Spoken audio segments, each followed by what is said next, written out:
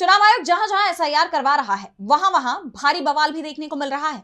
इसी सिलसिले में अब बंगाल में एसआईआर प्रक्रिया के दौरान बवाल मच गया। बीएलओ को अतिरिक्त काम सौंपे जाने की वजह से अब उनका गुस्सा चुनाव आयोग पर फूट पड़ा और उन्होंने आयोग के खिलाफ मोर्चा खोलते हुए काम छोड़ने तक की चेतावनी दे दी है। एसआईआर प्रक्रिया के दौरान यह घटनाक्रम चुनाव आयोग की कार्यशैली पर गंभीर सवाल खड़े कर रहा है। देखिए ये रिपोर्ट। पश्चिम बंगाल में एसआईआर की प्रक्रिया जारी है। इस दौरान राज्य में बूथ लेवल अधिकारियों ने चुनाव आयोग के खिलाफ मोर्चा खोल दिया है। बीएलओ ने अचानक काम का बोझ बढ़ने का आरोप लगाते हुए चुनाव आयोग का विरोध शुरू कर दिया है। दरअसल बीएलओ को पहले घर घर जाकर वोटर्स को गणना फॉर्म्स बांटने, उन्हें भरने का तरीका बताने और फिर फॉर्म्स को वापस इकट्ठा करने की जिम्मेदारी सौंपी गई थी। लेकिन अब उन्हें एक और जिम्मेदारी दे दी गई है और वो जिम्मेदारी है वोटरों के गणना फॉर्म्स को बीएलओ ऐप पर डिजिटली अपलोड करना।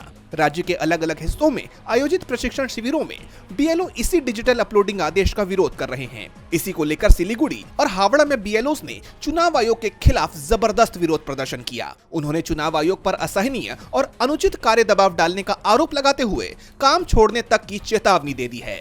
सिलीगुड़ी के दीनबंधु मंच में चल रहे डिजिटल डेटा एंट्री प्रशिक्षण सत्र के दौरान कई बीएलओ नारेबाजी करते हुए ट्रेनिंग सेंटर से बाहर आ गए। उनका कहना है कि चुनाव आयोग ने अचानक डिजिटल डेटा एंट्री शुरू करने और ट्रेनिंग लेने का निर्देश दिया, जिसे इतने कम समय में पूरा करना असंभव है।